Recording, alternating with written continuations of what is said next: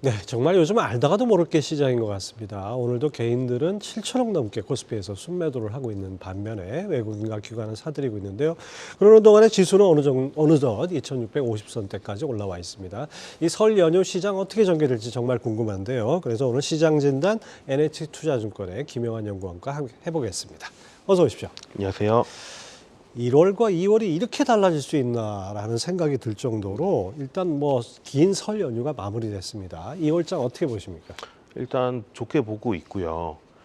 두 가지가 큰 것 같습니다. 하나는 기업들의 실적이 미국에서 잘 나오고 있다라는 부분이고, 두 번째는 말씀하셨다시피 기업들의 밸류업 프로그램이라는 것들이 나오면서 시장 색깔이 좀 많이 바뀐 부분이 있는데요. 기업 실적이 미국에서 좋게 나오고 있는 건 지금도 마찬가지고, 예. 그리고 그런 거를 우리가 한국의 숫자로 확인할 수 있는 거는 수출인데, 오늘 아침에 발표된 1일에서 10일까지의 수출 데이터를 보면은 총 수출은 사실 좋지 않았지만은 예. 그 일평균 조업 일수를 감안한 일평균 수출액은 오히려 늘었거든요.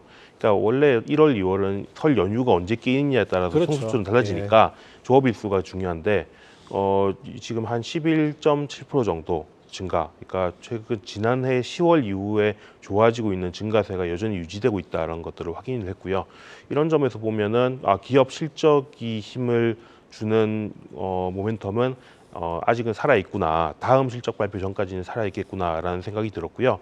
또 기업 밸류업 프로그램이라는 거는 물론 이제 올라갈수록 또 힘들어지는 부분이 있겠지만 예. 아직까지는 좀 여력이 있어 보여요. 그래서 그리고 실제로 이제 정부의 발표도 뭐 2월 중이라고 했는데 아직 발표되지 않았으니까요. 그런 점에서는 양쪽의 모멘텀이 동시에 살아 있는 상황이라서 2월 중은 좀 더 좋게 볼 수 있지 않을까 싶습니다. 예. 지금 말씀하신 대로 밸류업 프로그램이 아주 뭐 시장의 기대감을 키운 측면도 있고, 그다음에 저 PBR주 특히 KB금융 같은 경우에는 뭐 저점 대비 130% 넘게 급등했다고 해요. 그래서 이게 반짝 테마가 아니라 시장 이게 뭔가 좀 부재한 주도주를 대신할 수 있을까? 뭐 이런 기대도 좀 있는 것 같습니다.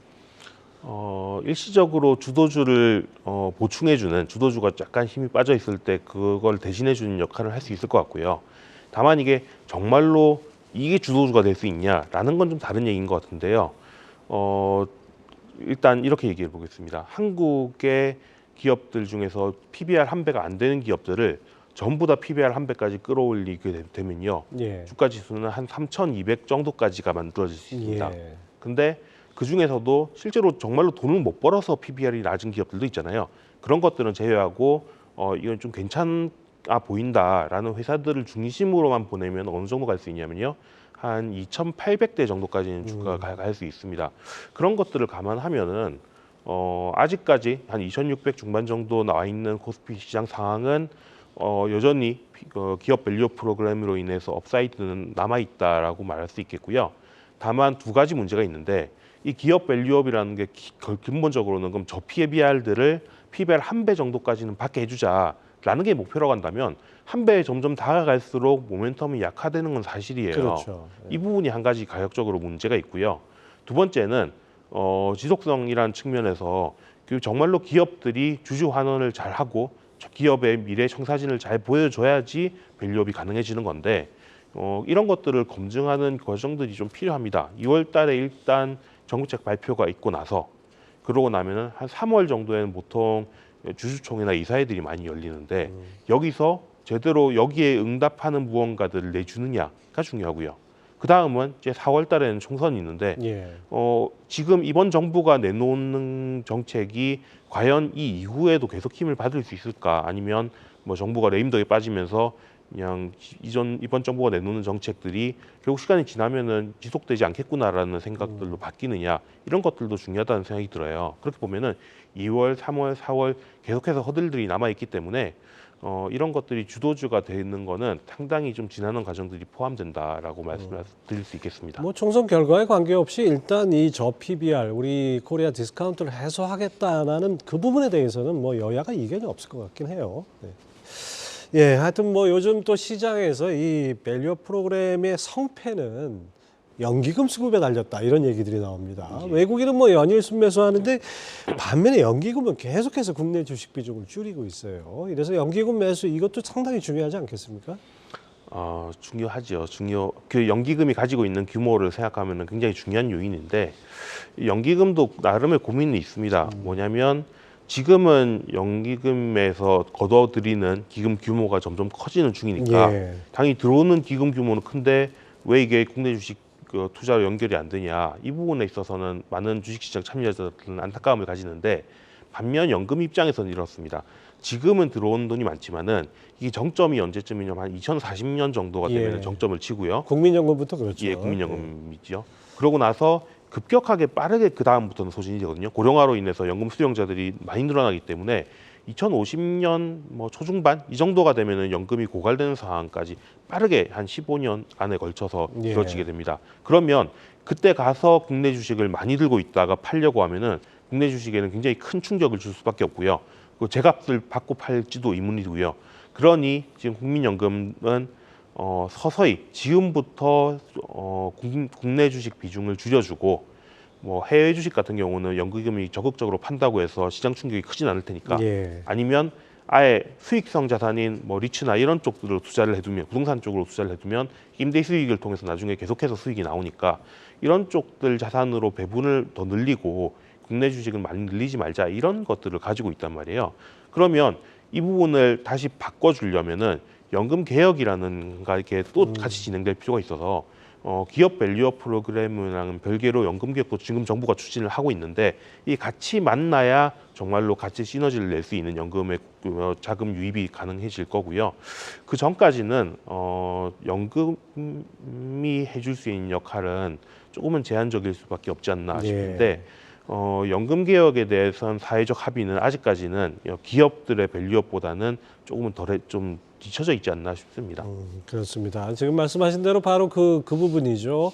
주식을 너무 많이 들고 있으면 나중에 연금이 급속히 연금 지급액이 늘어날 때 연못 고래처럼 우리나라 증시에서 연금이 그런 고래가 되지 않을까, 이런 우려 때문에 미리 줄이는 것 같은데 이 부분도 빨리 개혁이 뒷받침돼야 되겠습니다.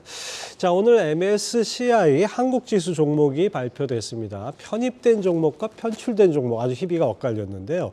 이 시장 영향 계속 갈까요? 보통 이제 MSCI의 편출입 영향은요, 이제 월 편입이 될 것 같다, 이게 조건이 있으니까요. 라고 예상되는 기업들에 대해서 한 달 정도 먼저 주가가 움직이기 그렇죠. 시작을 하고요. 네. 오히려 이 발표 이후에는 주가가 주춤해지는 경우들이 많아요.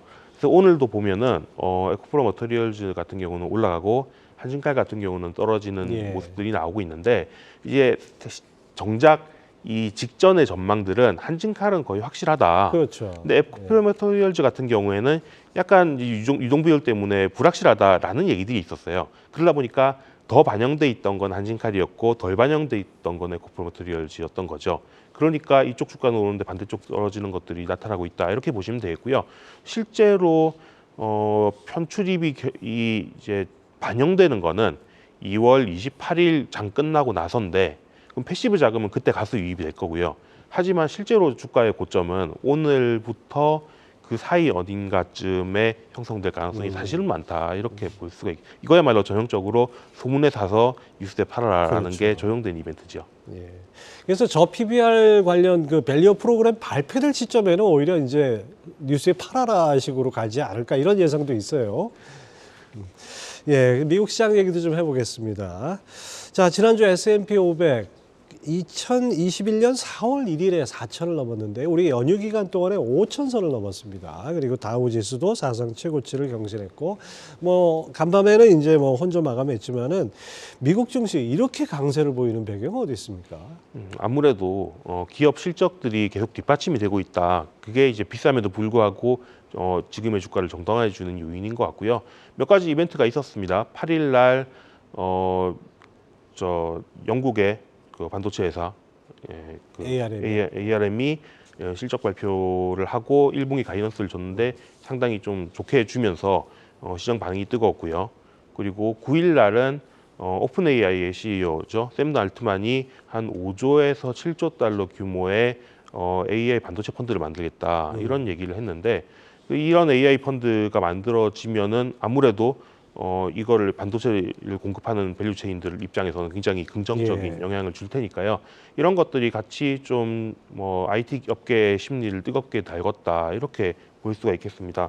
또 한편으로는 이제 항상 연초가 되면은 전년도 물가 상승률에 대해서 미국 정부에서 계절 조정을 해줍니다. 예. 이 계절 조정을 통해서 작년에 발표됐었던 물가 지수가 그냥 일반적인 경로를 작년에 발표했던 그대로의 경로를 유지하느냐 아니면 약간 달라지느냐라는 걸 팔감을 한번 하게 되는데 이번엔 약간 실제 발표했을 당시보다 물가가 좀 낮게 나왔어요. 그런 것들이 나오면서 아 디스인플레이션의 지금 흐름이 예. 정말 맞구나라는 시장에 좀 더 확신을 줬죠. 이런 여러 가지들 생각해 보면은 연준의 금리 인하 전망에 대해서는 약간 걱정들이 많았는데 걱정을 약간 더는 양상이었고요. 기업들 실적은 좋게 나오는 상황이었고, 그러니까 매크로 변수랑 기업 펀더멘탈이랑 같이 좀 긍정적인 시너지를 내주면서 주가는 올랐다 이렇게 볼 수 있겠습니다. 예, 그렇습니다. 뭐 금리나 시점 갖고 논란이 많았는데 이제는 그거보다 뭐 실적이 워낙 좋으니까 상쇄하고도 남는 부분이 있다 이렇게 봐야 되겠네요. 자, 미국 증시 상승 배경에는 뭐 반도체 기업 강세가 아주 두드러지게 나타난 점을 들 수 있는데요. 반도체 설계 기업 아까 말씀하신 ARM 같은 경우에 3거래일 동안 90% 넘게 올랐어요. 그다음에 뭐 엔비디아 말할 것도 없이 작년에 240% 오르고 올해 또 오르고 있습니다. 이 흐름 계속 갈 수 있을까요? 결국은 실적이 중요한 것 같아요. 이게 물론 논란들이 있습니다. 그러니까 싸지 않다, 좀 너무 비싸졌다라는 얘기도 있고, 실적이 나오고 있는 동안은 괜찮다라는 말도 있는데, 과거 경험상 보면은 실적이 꺾이지 않았는데 주가가 자체적으로 먼저 꺾이는 외부 외생 변수 없이 꺾이는 경우는 보통 없었던 것 같아요. 그래서 저는 이제 언제쯤 이 기업들의 실적 전망이 시장의 컨센서스를 하회하느냐 이게 관건이라고 생각하고 있고요. 일단 한 4분기는 잘 넘어간 것 같습니다. 그럼 그 다음에 이제 테스트가 되는 거는 1분기일 텐데 1분기 실적 발표는 뭐 4월에서 5월이 중심일 테니까요. 적어도 보수적으로 보더라도 한 4월 말 전까지는 이 현재 모멘텀 유지가 된다 이렇게 예. 볼 수 있을 것 같고요. 그게 한 번 더 연장돼서 7, 8월까지 가줄 수 있느냐 이거는 조금 더 지켜봐야 되는 얘기인 것 같습니다. 예, 그렇습니다. 뭐 글로벌 반도체 기업들 실적 호조, 그 다음에 또 우리 수출도 반도체 수출 살아나고 있고, 그래서 우리 반도체 섹터가 좀 힘을 내는 것 같고, 지난 목요일이었죠. 한미 반도체 상한가까지 기록했고, 그래서 이런 분위기 볼 때 우리나라 반도체 섹터에도 좀 관심을 가질 만하지 않을까 싶어요. 예, 아무래도 한국의 반도체 실적이라는 게 미국 빅테크들이 성과가 좋고 그래서 앞으로도 투자하고 주문을 줄 만한 여력이 많으면은 긍정적으로 반응을 하는 거니까요. 그런 점에서 보면은 미국의 모멘텀이 앞으로 적어도 한 두 달 정도는 이어질 수 있고 그 다음 3개월 정도가 더 연장될 수 있을지는 조금 지켜봐야 된다고 네. 말씀드렸는데 그럼 마찬가지로 한국 기업들도 적어도 앞으로 한 두 달 정도는 반도체 쪽의 모멘텀은 좀 꾸준하지 않을까라고 생각을 하고요. 그리고 아까 제가 이제 수출에서도 전체적으로 한국의 일평균 수출은 한 11%대 정도 증가를 했고 일평균이 아니고 전체 통으로 보면은 마이너스 한 14%대 정도 네. 역성장을 했다라고 했는데 그럼에도 불구하고 그 중에서도 반도체는 통으로 보더라도 40%대 정도의 예. 성장을 하고 있고 한 3개월 쪽 동안은 계속해서 사람들 좀 깜짝 놀랄 정도로 잘 나오고 있어요. 이런 것들을 보면은 미국 기업들의 실적과 한국 실적을 연결지우는 연결고리도 여전히 좀 튼튼하게 살아있다라는 생각이 들어서 한국 반도체도 긍정적으로 계속 볼 필요는 있다고 생각은 됩니다. 네, 그렇습니다. 자, 지난주 시장을 보면 뭐 저 PBR주만 움직인 것 같지만 그 내에서도 약간의 그 순환매 비슷하게 좀 나오는 게 반도체 기계 쪽으로 좀 매기가 몰리는 그런 양상도 있었고 또 SK 하이닉스와 삼성전자 약간 엇갈린 모습도 보였어요. 뭐 이렇게 당분간 이렇게 종목별로 약간씩 차이를 보이는 그런 흐름이 이어질까요? 아무래도 그럴 것 같습니다. 그러니까 저 PBR 같은 경우에는 제일 메인 테마가 형성됐었던 거는 자동차, 은행, 그리고 뭐 상사, 뭐 이런 정도였는데 이런 주가들도 상당히 결국은 이제 많이 급 상승을 했고 그러면서 PBR 한 배에 가까워진 종목들도 나타나기 시작을 했거든요. 예. 이제 기아 같은 경우는 이미 PBR 한 배를 그렇죠. 넘어서는 상황이죠. 그런 상황이 되면은 여타 나머지 중에서 여전히 많이 못 올라가고 있는 것들이 있지 않나 이런 것들을 찾는 발굴의 과정들이 계속 진행이 되기 때문에 저 PBR은 좀 확산의 과정을 거치지 않을까 싶고요. 다만 반도체는 약간은 조금 다를 수 있는데 반도체 경우에는 AI 반도체 쪽의 업황은 굉장히 양호한데 예. 나머지 반도체들 범용 서버나 아니면 PC 모바일 쪽 수요도 좋으냐라는 것에 대해서는 여전히 좀 의문들이 있는 것 같아요. 그러면 이쪽들이 좋아지기 전에는 반도체에 대해서는 전반적인 확산을 거치기는 좀 어렵고 오히려 차별화 양상을 보이지 않나. 그게 이제 최근에 말씀하신 것처럼 저 PBR주들은 확산세를 보이는데 오히려 반도체에서는 한미 반도체만 급등을 하고 이런 예. 것들이 나오는 것들이 좀 이런 상황을 대변해주지 않나 싶습니다. 네, 그렇습니다. 자, 일단 2월 증시도 뭐 이제 절반 정도 지나고 있는데 관건은 바로 오늘 밤 발표되는 미국의 1월 CPI 아닌가 싶습니다. 뭐 최근 뭐 3년치 기대 인플레 수치가 2.35, 11년 만에 가장 낮은 수치로 나왔다. 이래서 뭔가 좀 분위기는 괜찮은 것 같은데 전망은 어떻습니까? 지난달보다는 조금은 낮아진다라는 게 컨센서스 상황이고요. 헤드라인 기준으로는 한 2% 후반 정도, 2.9% 예. 정도, 코어 기준으로는 한 3.8% 정도 전망되고 있어서 전월 대비로는 헤드라인은 한 0.4%포인트, 코어는 0.1%포인트 정도 낮아질 거로 예상들을 하고 있습니다. 그래서 여전히 디스인플레이션 구조는 이어지겠다라고 생각을 하고 있는데 다만 최근 들어서 약간 찜찜한 모습들은 선행 지표들에서 약간 이제 좀 하단이 막히는 모습들 예. 한 3%대 이 정도에서 하단이 막히는 모습들이 좀 나오곤 있어요. 대표적인 게 그 ISM 서비스업 지수의 물가 지표 같은 것들인데 예. 이런 것들이 지난달 대비해서 좀 많이 튀었거든요. 이런 양상들을 보면은 한 헤드라인 기준 2% 후반 그리고 코어 기준은 3% 후반, 그러니까 2에서 3% 정도에서 물가가 조금은 이제 떨어지는 것들이 지금까지는 가팔랐는데 완만해지는 모습들이 조금 나타나지 않을까, 좀 이런 의구심은 가지고 있고요. 그런 점에서 이번 달 물가까지는 뭐 물론 낮아지는 모습을 보이겠습니다만은 이게 좀 약간 꺾이지 않나라는 생각들은 예. 좀 들어서 그거는 몇 달 지나서 또 추가적으로 확인을 해봐야 좀 판명이 되는 거긴 하지만 지금으로서는 완만해지는 물가 상승률 정도라고 볼 수 있겠습니다. 예, 물가 상승세가 떨어지는 건 분명한데 이게 하락세가 완만하다면은 조금 판단이 달라질 수도 있다 이런 말씀이네요. 자, 최근 미국 경제 지표들을 보면 고용도 좋고 물가도 뭐 그렇게 나쁘지 않고 이런 점에서 금리 인하에 대한 예상 시기 뭐 시장에서 뭐 3월이었다가 5월이었다 이제 좀 더 늦춰지는 분위기인 것 같아요. 어떻게 보십니까? 네, 저희는 한 6월 정도 보고 있고요.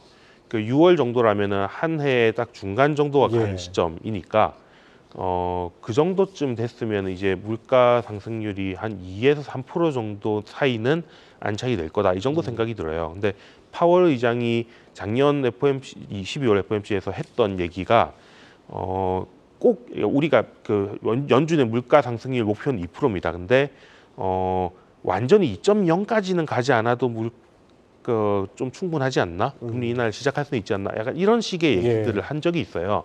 그런 것들을 감안하면은 2%대 정도에 안착되는 시점은 한 6월 정도면 좀 분명해진다라는 생각을 하거든요. 그래서 2월 정도면 시작될 수 있지 않을까 싶고요. 시장이 기대하는 것처럼 뭐 연내 한 6번 정도의 금리 인하 이거는 쉽지 않지만은 연내 한 3번에서 4번 정도의 금리 인하는 가능하다. 그 정도의 기준을 만들어주는 게 한 6월 정도가 되겠죠. 네. 기대치는 한참 앞서갔지만 결국 돌고 돌아서 작년 연말에 미국 그 연준의 점도표대로 가는 것 같은 느낌이 좀 듭니다. 자, 미국 경제 좋다 이렇게 얘기하지만은 뭐 소비도 좋다 하지만은 최근에 신용카드 연체율이 높아진다는 그런 소식도 있습니다. 4분기 가계 신용카드 연체율이 6.36%, 이게 무려 12년 내 최고치다 하는데 거기다 일부 지방은행 약간의 신용 리스크 위기도 있었고 이래서 이런 점들은 어떻게 읽어야 됩니까? 이거는 전반적인 위험의 징후라기보다는요. 약간 미국 경제 내에서도 양극화가 벌어지고 있구나라는 모습으로 보는 게 맞는 것 같아요. 이게 경제 전반에 충격을 줄 요인은 아니라고 생각하는 이유가 미국 전체 가계부채는 한 17조 달러 정도 됩니다. 그 중에서 이런 신용카드 부채는 한 1조 달러 좀 넘거든요. 한 6% 정도 되고요. 연체율이 6%면은 경제에서 큰 부분이라고 하기는 사실은 힘든 거죠. 다만 특히 2030들을 중심으로 신용카드 연체율이 올라가고 있다. 이런 얘기는 경제적으로 좀 취약한 계층의 경우에는 고금리 영향을 이미 받고 있다. 아직 메인 경제가 다 받는 단계는 아니지만 이런 의미라고 할 수 있을 것 같아요. 그러면 여튼 취약계층을 보호하는 거는 미국 정부의 의무기도 하니까 예. 어느 정도는 금리나 같은 것들을 조금은 정체 경제가 침체에 빠지기 전에 좀 고려해야 되는, 그러니까 보험성 금리 인하의 필요성을 좀 시사하는 데이터지 않나 이런 정도 생각은 되고요.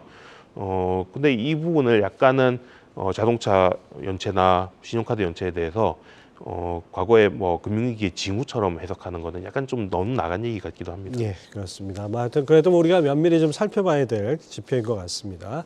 자, 그다음에 2차 전지주 우리 시장에서 얘기 안 할 수가 없는데 뭐 에코프로 BM 액면 분할 소식에 지난주에 에코프로 형제들 상당히 좋았고 오늘 또 에코프로 머티 MSCI 지수 편입 이거 좋은 흐름인데 2차 전지 이제 빠질 만큼 빠졌다 이렇게 보는 건가요?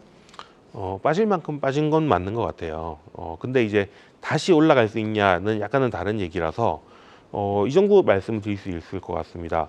2차 전지를 만드는 소재들이 있잖아요. 예. 뭐 니켈, 리튬 이런 원자재 가격들이 지금까지는 쭉 하락세였습니다. 왜냐하면 앞단에서의 수요가 이전에 굉장히 뜨거울 때 가격이 올라갔다가 예. 이 수요가 저처럼 좀 주춤해지니까 가격이 내려왔는데 이 가격이 내려오는 과정에서는 2차 전지 업체들이 굉장히 괴롭습니다. 그렇죠. 왜냐하면 예전에 비싼 값에 샀던 걸 가공해서 팔면 더 싸게 팔아야 되니까요. 그러니까 마진 압박을 강하게 받습니다. 그런데 이제는 중국의 이런 2차 전지 소재 업체들이 원자재 업체들이 우리는 더 이상은 치산성이 안 맞아서 이렇게 낮은 가격으로는 공급 못 해준다 정도의 얘기가 나오고 있다는 예. 거예요. 그 얘기인즉슨 앞으로는 앞단의 수요가 굉장히 뜨거워지지 않는 한 엄청나게 과거처럼 급등하는 모습을 보여주지는 못하겠지만 적어도 원재료 가격은 완만하게는 올라간다는 얘기거든요.